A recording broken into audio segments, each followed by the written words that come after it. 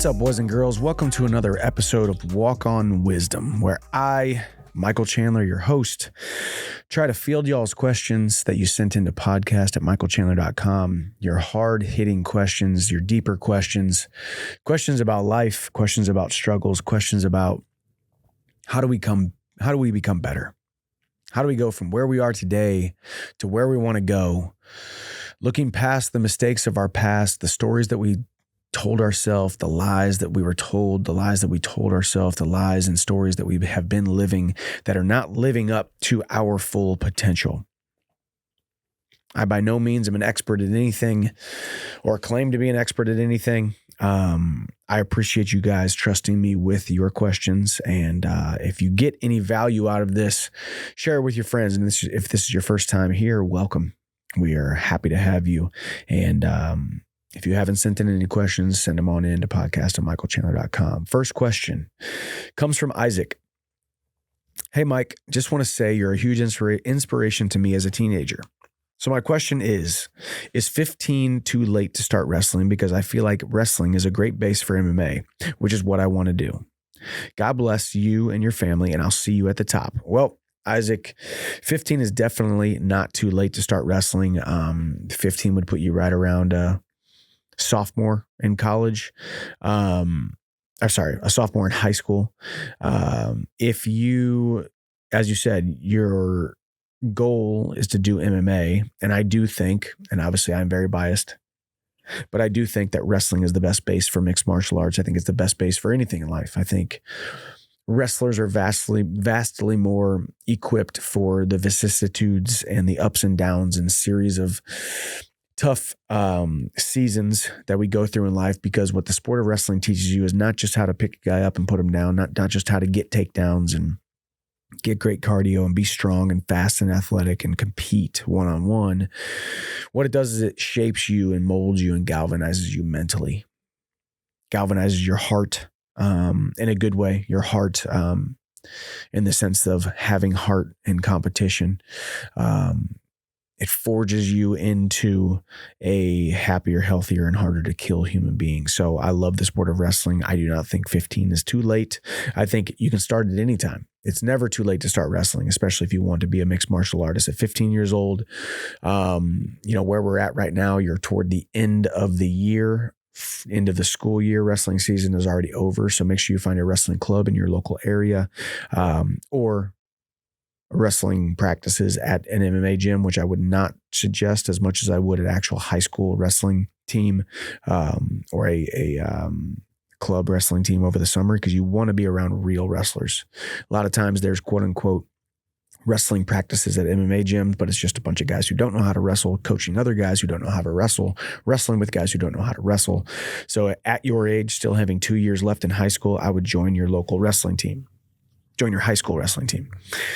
Hope that helps, Isaac. Next question from Scott. Michael Chandler, I am a former college wrestler and now amateur MMA fighter. What is the best advice you could give for me on blending wrestling and MMA together? I'm 5'9", about 155 pounds, so I always watch how you fight. I found that going forward and being a pressure fighter has made it easier to get takedowns and land punches. Most people seem to break from the pressure. Love you, bro. See you at the top. I love you too, Scott. And yes, that's always kind of been my mentality, my game plan. For those of you who have seen me fight, those of you who discovered this podcast and show because of watching my fights, and those who haven't, if you watch the way that I fight, you watch the way that I train, you watch just my mentality in life, I'm head first, moving forward. Sometimes it gets me in trouble, but ultimately I think it's the right technique and game plan for me. Keeping my foot on the gas, being on the offensive, moving forward. As Scott said here, found that going forward and being a pressure fighter has made it easier for takedowns and land punches, which yes, it is. So moving forward, changing angles, getting in a guy's face, wearing him down a little bit, putting him in the chaos of the mixed martial arts microcosm, putting him on his back foot, helps you stay on the offensive and forces him to go on the defensive, which in turn will get him closer to the cage, which in turn will help you get a takedown. And as Scott said too, most people break from the pressure, and they usually do eventually. At the highest of levels, of course, it's very tough. I'm fighting the best guys in the world at 155 pounds. And these guys got hearts of champions, cardio of champions, skill sets of champions. But being a pressure fighter, getting in a guy's face, making him feel your pressure is a very, in my opinion, good technique. Also, for y'all who don't fight, think about that mentality, the mentality of that kind of fighting style. When you wake up in the morning, are you putting pressure on your goals and your dreams? Are you moving forward toward them? Are you putting that pressure to achieve, and not pressure, the sense of emotional pressure, as in you feel the pressure of achieving them. I'm saying, are you pressing forward? Are you getting in their quote unquote face, so to speak? Are you getting in the face, in the same vicinity? Are you tracking down your dreams, your hopes, your goals, your aspirations, the things that you want to accomplish? Are you taking steps forward? Are you invading the real estate between you and your goals? Are you pounding the pavement? So even for y'all who don't fight or don't train at all, we've all got our goals. We've all got our things we're trying to accomplish. You got to ask yourself every single day, just like the fight, the actual physical fight in mixed martial arts. Are you putting pressure on those goals? Are you doing what you said you're doing? Are you doing what you said you want to do that is in consistency with the goals that you have made?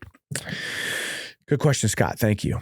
Next one comes from Anonymous. Hi, Michael. I'd like to stay anonymous for this question, please. First off, thank you very much for taking the time to give back to humanity by sharing life experience through your lens. It seeps into my soul and rattles around so much in my head and heart day by day, helping me to become a person I truly want to be. My question is, aside from living each day with gratitude, entering every situation with a heart of how can I serve this other person, and asking God for wisdom, how does one heal from all the mistakes they have made? Coming off of a divorce and the loss of my daughter, I really don't know how to forgive myself and accept that I deserve happiness. I work out almost every day. The gym, along with reading and podcasts like yours, truly save me every day, but I still cannot forgive myself for the pain and mistakes I have caused to others. I work every day to never be the person I was, but none of this seems to be enough. Thank you so much for your time. God bless you and your family. See you at the top. That's a tough one. Experiencing the letdown of yourself, for me, when I've let down myself, knowing that I lost a fight, or I wasn't able to come through with something I said I was going to do, or failed in this different area, or I completely bombed a speaking engagement, or I completely bombed on a relationship that I could have cultivated that could have turned into something. It's one thing to let yourself down, but it's another thing to feel like you've let other people down. Coming off of a divorce and the loss of your daughter, it's really hard. And you said you don't know how to forgive yourself and accept that you deserve happiness. I think we've all been in those positions at certain times of our lives. Or if you haven't, thank your lucky stars, because it's a tough place to be when you feel like you've let so many people down, or the most important people down. And you get to a place of self-deprecating thought. You get to a place down in the valley where you just don't feel like you deserve to be loved, that you deserve happiness, that you deserve to be forgiven for the mistakes that you have made. And I appreciate the long, in detail, drawn out question that this man gives us. But I do see certain signs in here where, when you write it down on paper, like things like, I just can't forgive myself. I just don't deserve success. I can't figure out how to forgive myself. I can't figure out how to accept that I deserve happiness. We got to make sure that instead of trying to be better, we are just better. And it sounds really, really cliche, or it sounds really, really oversimplified, but you really have already been forgiven. It's one thing about us, all those times in our lives when we have sat here and said, I just can't forgive myself. If I was him, I wouldn't forgive me. If I was her, I wouldn't forgive me. If I was them, I wouldn't forgive me. We've all been in that scenario where we don't believe that we deserve to be forgiven, but we already are forgiven.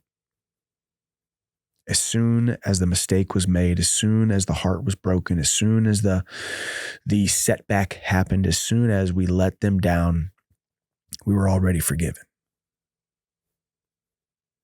It's just up to them to forgive you on their part, and it's up for you. More importantly, it's up to you to forgive yourself on your part. You're going to make mistakes, the mistakes of your past, the mistakes of who you wished you would have become. Who you are today isn't exactly who you thought you would be at this age or this stage or this season. But the best thing that we can do, as you said, and I feel like you are obviously listening to the podcast because you said aside from living each day with gratitude, which is a huge key, entering every situation with a heart of how can I serve this other person, which is a huge key. And lastly, asking God for wisdom, James 1:5, which is a huge key. How does one heal from the mistakes? Honestly, those three things and gaining the trust back. In your mind, your ex-wife should not trust you. In your mind, your daughter should not trust you. In your mind, because those two people don't trust you, it's probably spilled over into other parts of your life. So therefore, every interaction you walk into, you're walking into it as an untrustworthy person. You can't trust you. So we got to change the story that's going on inside of our mind. And we do so by tangible ways to gain trust within ourselves.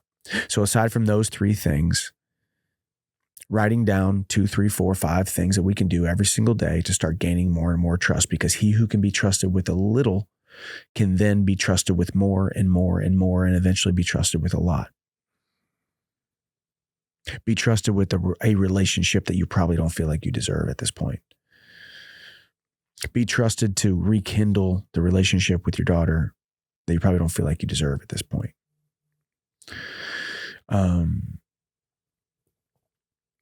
It's a hard road. There's a lot of very heavy, deep things, but just know that you were created for more than you're putting out into the world right now. And I don't say that to say that and tell you that you're falling short, but it sounds as though you've got this deep issue of believing in yourself, trusting yourself, and you've got to forgive yourself. We are all worthy of love. We are all worthy of trusting ourselves, trustworthiness, reliability. We are all worthy of that if we live that. People can change, and they can change dramatically. The stories that we continue to tell ourselves, the life that we've been living, and the rut that we stay stuck in, can either be the rest of our life, or it can be a season that you're in that propels you into the next season. It's up to you. So I hope that speaks to you. I wish you the best. Gain trust with yourself by creating small victories every single day. Creating more small victories, making sure you feel the satisfaction of accomplishment. And it doesn't matter if it's the smallest, most minute thing, it will then compound and compound and compound. Most importantly, discipline. If you make a promise to yourself, keep that promise. Because if you can't keep a promise to yourself, how are you going to keep a promise to others? And then why would they ever want to rely on you? Good question, though. Hope that hit home for a lot of people. If it did, earmark that and share it with your friends, because I think we have to gain trustworthiness with ourselves every single day, or else it's going to be really hard to climb to the next rung, the higher rung on the ladder of life. Next question comes from Jason. Hi, Mike. Big fan here. I wanted to know how you deal with taking time off after a big fight. I'm a college football player coming off back-to-back years of ACL tears. And as nice as it sounds, I find it hard to peacefully take time off. And I'm sure you may feel the same way too at times following fights. If I'm on vacation or have a long day at school, work, practice, and I'm not able to eat how I want to or get a fulfilling workout each day, I feel this massive sense of guilt. I'm worried that down the road when I graduate, have a full-time job, and eventually kids, this feeling will overwhelm me. Do you have any advice on how to accept this feeling? Would love to hear it from you. See you at the top. Best, Jason. Very good question. I have talked about this quite a bit, and it's a necessary evil sometimes for us to feel that sense of, as Jason said, guilt, whether it's shame, whether it's dissatisfaction, whether it's letdown, all the different adjectives that it may be. Whenever you have to take time off with Jason, his ACL injuries, or B, you're on vacation, or you don't eat like you wanted to eat. You don't hit your goals for that day. You ate some stuff you shouldn't have eaten. Or if you're not able to get a really good workout in, those two things, for me, my family life, my actual work outside of the cage, and then my work of training and staying in shape, and then my diet. Those are kind of my core four, if you will, kind of the most important things. How am I as a father and a husband? How am I as an athlete? Am I staying in shape? Am I taking care of my body? How am I eating? How am I taking care of my body? Which kind of obviously coincides with my fight career, but also my longevity in the sport. And then all the other things outside of mixed martial arts competition or training, obviously. But Jason, I struggle with the exact same thing. And I would venture to say, and I have said it in the past, and I've kind of mulled over it a little bit. I think sometimes I'm in a mood where I'm like, you know what? Actually, you should feel guilty. Is it okay to have a little bit of, hey, you know what? Woulda, shoulda, coulda. Wish I would have worked out harder. I wish I wouldn't have eaten that Taco Bell. Wish I wouldn't eat that whole pizza. I think we're missing a little bit of conscience this day and age, where people just think they can treat their bodies whichever way they want to treat them. They take their health for granted, which is their most important asset that they have. It's not the money in your bank account. It's not the job that you have. It's not the relationships that you have. It's not the car that you got or the house that you live in. It's your health. Your health is the most important thing that you have. And if you don't agree with me, why don't you go talk to somebody who's terminally ill? Ask them what their number one regret is. Well, it's probably going to be, I wish I would have taken care of myself more, or I wish I would have spent more time with those that I loved, which in turn built me up, built up my body, built up my mind, my spirit. If you don't believe me, think back to the last time you had the flu. And I mean, the bad flu, one where you're, coming out of both ends and you just feel like death. All you want to do is be healthy. And then all of a sudden you get healthy, feel pretty good. And you're like, okay, I'm going to eat a pizza.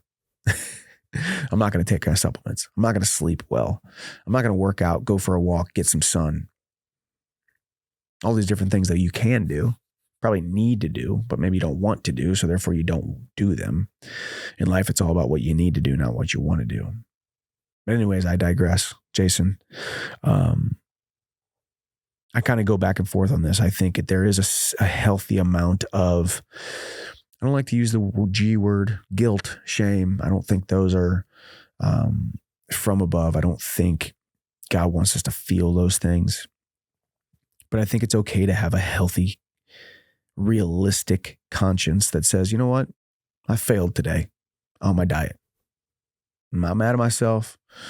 I'm not going to wallow. I'm not going to use it to go into a self-deprecating hole that's going to lead to more failure and more bad eating or more laziness or more lethargy.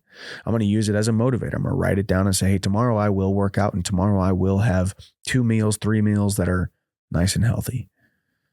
I will take my supplements. I will do this, X, Y, and Z. I will do what I need to do instead of giving in to the whims and fancies of my wants, what I want to do. And then there's some days where, like I said, there's a healthy conscience, but also then there's some days where you need to take it with a smile and say, you know what? I sure did mess up today. Sure did mess up. Body feels like crap because I ate like crap.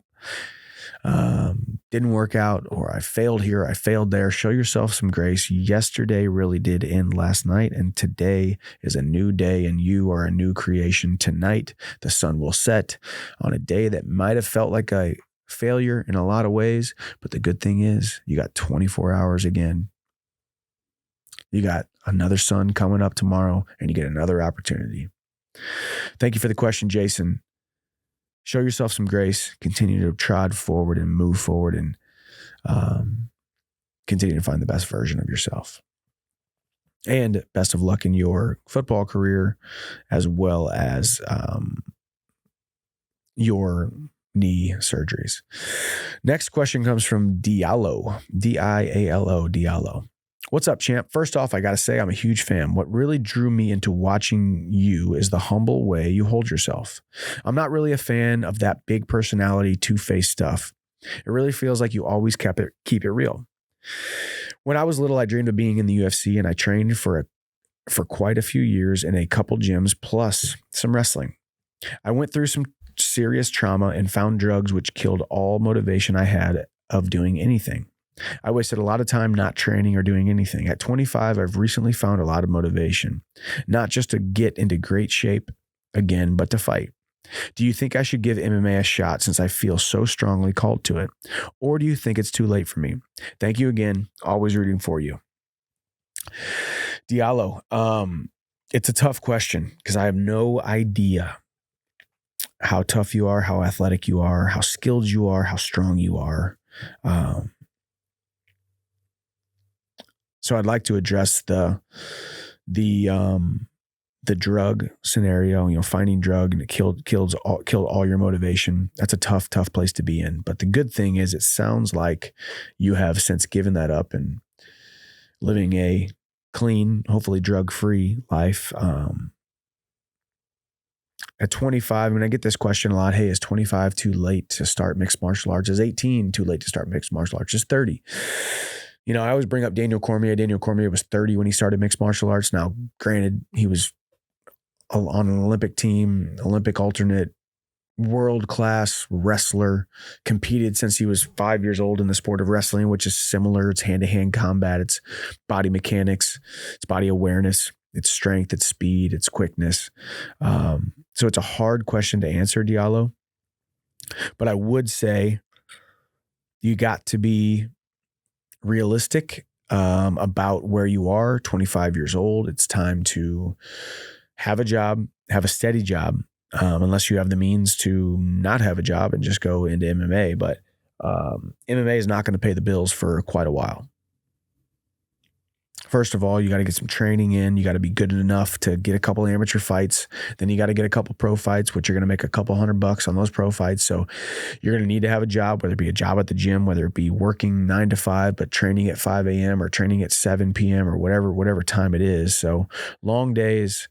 I got to be honest, it's a hard road ahead of you.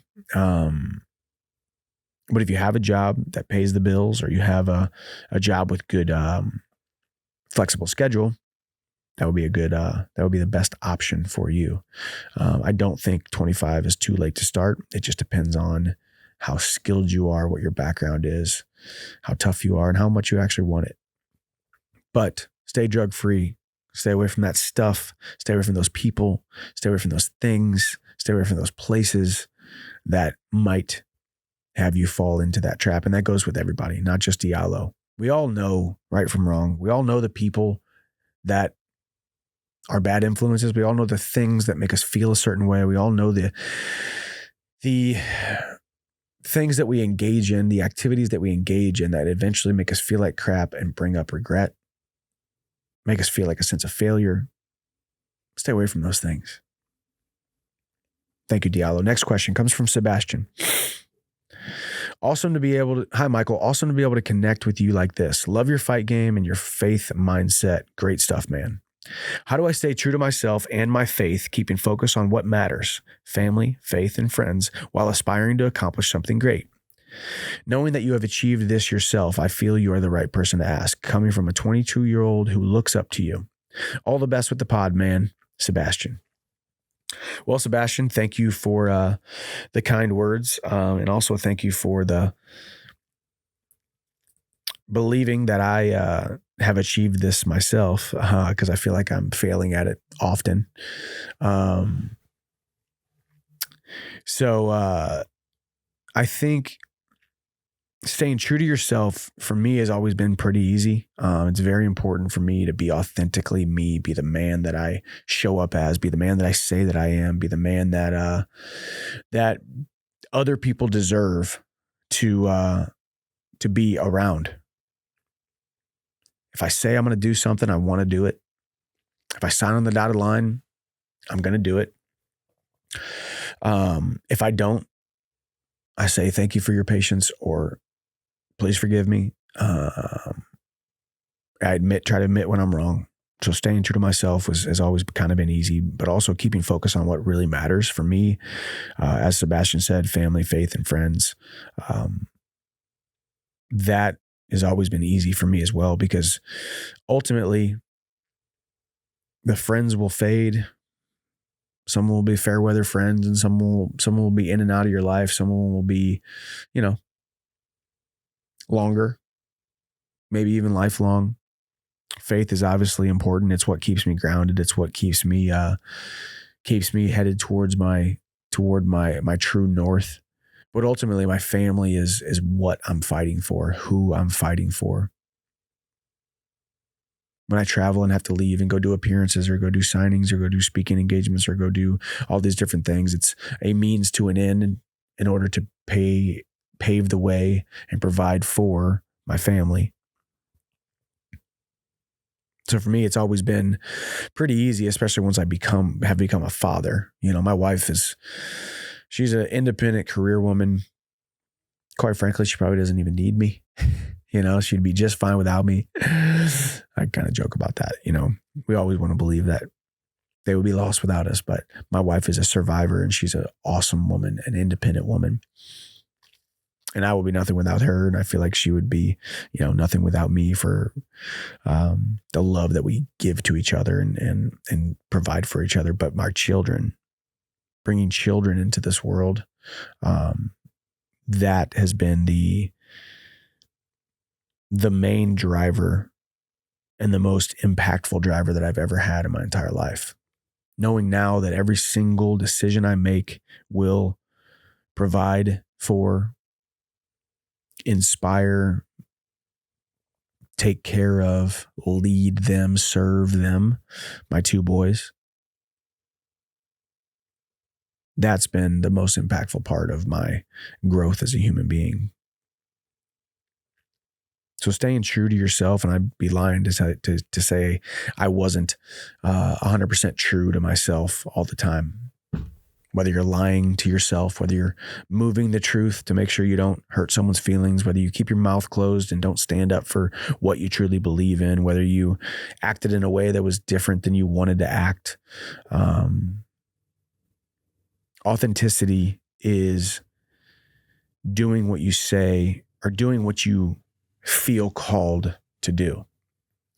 All those years that I was playing small and not believing in myself was me not being true to myself. All the times that I've, told a little white lie or given in to certain things or let people act a certain way around me because I didn't want to rub them the wrong way, or I didn't want to have them be offended, or it's time to say, oh, no, man, it's fine. It's fine. When really it wasn't fine. those times where I wasn't true to myself. And the world needs your authentic you, Sebastian. So hopefully that helps people. Next question. Anonymous. Dear Michael, big fan of the podcast, first time writing in. I'm currently training as a civilian for a branch of my country's military. I have a selection weekend coming up in which I know the staff will try to push us to our breaking point and keep us there for as long as possible. I'm training hard physically and trying to prepare mentally as much as possible too. My question to you is this: what do you do outside the octagon to prepare mentally for those moments when you feel like you are at your physical and mental limits? What do you do to keep focused? I've never been through a process like this before. My biggest fear is quitting when the going gets tough. I can't think of a better person to ask. Any advice you could give would be greatly appreciated. I've been watching your fights for a while now, but have really come to be a fan of you after listening to Walk on Wisdom. Your advice and insight on life and personal development is hugely inspiring. Thank you for everything you do. See you at the top. Anonymous. Well, it's a good question. So it's a big military selection weekend in which they're going to try to push you to your breaking point and keep you there as long as possible. I just did an event not too long ago with some SEALs, Green Berets, Rangers, all special forces guys, not just enlisted military infantrymen, the special ops guys, the SEAL teams guys, the Rangers and the Green Berets, and the guys who have been through the toughest of tough of military training. And I got to be honest with you, my hard seems pretty hard to a lot of people, but you do grow accustomed to it. I can push myself hard in a workout. I can push myself until I'm dizzy and almost puke and all those things. And it's kind of become commonplace for me. And I've not as hard as you would think it is for me. Maybe it's because I've gotten better at it, more proficient at it, or maybe it's just because I've made friends with pain. I've made friends with exhaustion. I've made friends with outside of my comfort zone. I've grown accustomed to it. So my tip would be make sure, I don't know how long you have until this selection weekend, but every single day, numerous times a day, closing your eyes. If you know what to expect, I'm not even in the military, and I can tell you a few things that the SEAL teams have to do during Hell Week or during Buds or during all these different things. I can, the pool stuff, the being in the cold water of the beach, holding up the big old poles and all these different things, a million push-ups, all these different runs and physical PT stuff that they have to do. You don't know exactly what to expect, but you kind of know what to expect. So if you know somewhat of what to expect, see yourself there. Close your eyes like you're watching a movie and watch yourself. What are you wearing? Are you dry? Are you wet? Are you in the water? Is your shirt off? Are you running? See yourself getting to that breaking point and pushing through, just like watching a Rocky movie, just like watching any one of those movies where any of those sports figures, they look like they were down and out, and then they grit their teeth and they grunt and they get up and they go, and then they are triumphant. Only in the face of adversity can you really, truly be triumphant. The greatest triumphs come from the greatest stretching of your human potential, the greatest stretching of your human. Visualize it, write it down. Write down, I see myself being vastly more in shape than I thought. Exponentially more mentally tough than I thought. I see myself in the head of the peloton of people, in the head of the group. I see myself with a small smiling smirk on my face saying, thank you, sir, may I have another? Make this movie inside of your head. Create this mental highlight reel also of your previous accomplishments, the previous times like this where you were nervous that something might not work out the way that you thought it was going to. And then you overperformed, you overexceeded, you outworked and outperformed and out-exceeded your expectations of how well you were going to do. Take stock in that. Write that stuff down. See it in your mind's eye, and then see yourself in that selection weekend as that man who shows up and he's able to do it. He's able to withstand more than he ever thought was possible. And that goes for every single one of you who has anything big coming up. It doesn't matter if it's in your career, if it's physical, if it's losing weight, if it's quitting a habit, quitting an addiction, a talk that you need to have with a very important person. Go into it first in your mind. And it sounds cliche, it sounds foo-foo, but being able to rehearse it in your mind and visualize it before you actually get there is so undervalued. And we hear people talk about it all the time, yet people still don't do it. Heck, I don't do it sometimes. I look back and say, man, I should have visualized that before I actually went in there. It would have been a lot better. But thank you for that question. I do believe you will go there and you will thrive. I'm speaking that over you right now. Next question and last question comes from Brian. Michael, thank you for being you. It is so refreshing to see athletes who are not ashamed of who they are and have not forgotten about their roots. I am a father of 4 kids under 7 years old with the best wife in the world. I'm grinding every day to be a better businessman and father and husband. My question is, do you ever struggle with wondering if you have what it takes to be the man your family needs you to be? I recently discovered your podcast after watching the Men's Health, the Gym and Fridge, and you have a fan in me, brother. See you at the top, and I'd love to meet you one day and get a lift in together. Best regards, Brian. 4 kids under 7 years old. Brian, you are a busy man. I got 2 kids under 7, and I feel like I'm flying by the seat of my pants at all times. So Brian's question is, do you ever struggle with wondering if you have what it takes to be the man your family needs? And that answer to your question, Brian, is I do. I think only if you truly care and only if you truly want to be better and only if you truly have a high standard for yourself can you struggle with the question, do I have what it takes to be the man that my family needs? So number one, I would say it's an indication that you actually do care. It's an indication that you actually do want to be better. An indication that you are trying to become the best man for your wife and the best father for your kids. But it's also an indication of how much you truly love them.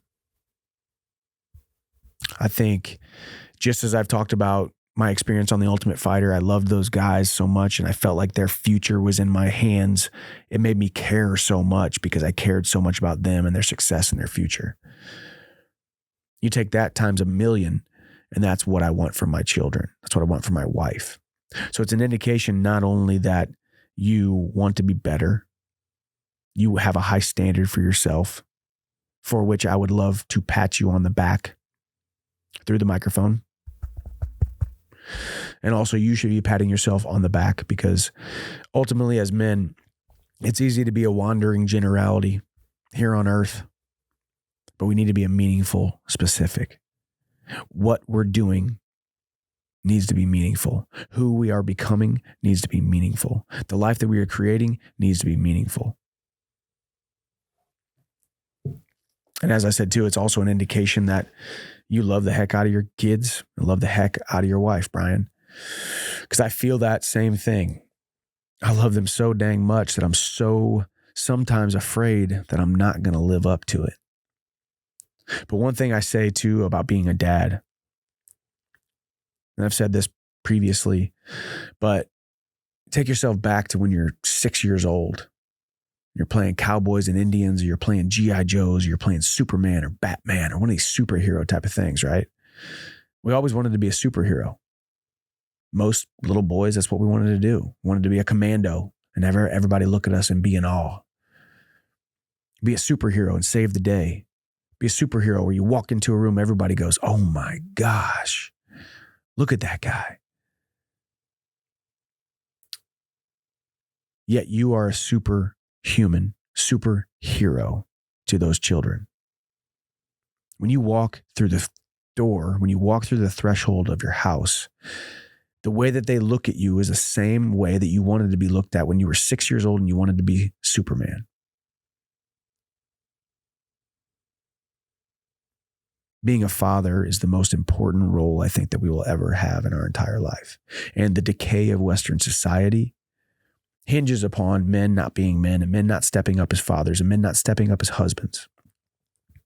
So Brian, I appreciate the question, because even just having the question answered every single day, do I feel like I'm doing enough to be the man that she deserves and the father, the superhero that they deserve? I commend you for that. You should be proud of yourself. I am proud of you. I'm proud of men like you who are trying to get better. We need more better men in this world. We need more great men. So I appreciate you guys, especially the men out there, not to ever forget about you women.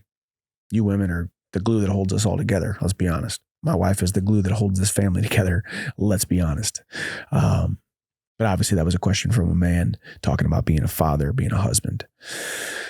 If you think that this episode can help somebody who's struggling through something, somebody who's going through a season right now that might need a little bit of inspiration, a little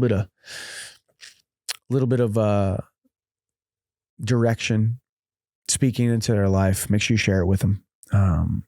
If you got questions, make sure you send them into podcast@michaelchandler.com. It's been awesome thus far. The response thus far has been absolutely amazing. We're going to keep on listening to you guys. We're going to keep on taking your questions. Leave comments, rate the podcast, share it, subscribe. But definitely leaving comments is good for us, for better or worse. If you don't like the way that I speak, or you don't like how many times I say or you don't like the way that I answered a certain question, if I offended you, let me know. If I made your day better, if I made you believe in yourself a little bit more, if I helped you through something, if I answered one of your questions or answering someone else's question helped you with something you're struggling with, let us know. We'd love to hear. We're over here working pretty darn hard to try to make sure that we bring as much value as possible. We can't do that without you guys. We are nothing without you guys. I've always said that about my mixed martial arts career. We're nothing without the fans. Without the fans, we're just a bunch of fighters fighting in some basement somewhere around the world, and nobody watches and nobody sees and nobody feels something. So I hope I made you feel something today. Podcast@michaelchandler.com. If you need to send any more questions, I'm here for it. I love it. Thank you guys. Have a wonderful, wonderful day wherever you are. God bless, and I'll see you at the top.